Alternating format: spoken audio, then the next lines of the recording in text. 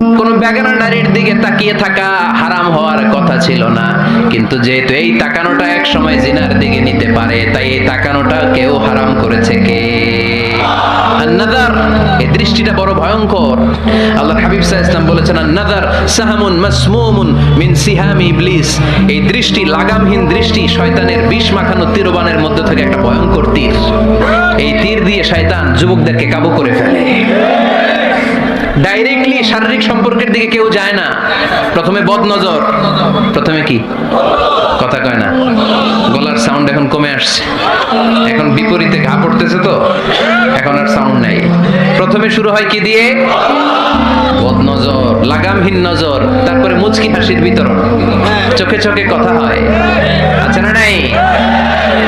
হাসি বিতরণ হয়, মোবাইল নাম্বার আদান প্রদান হয়, ফেসবুকের আইডি শেয়ার হয়,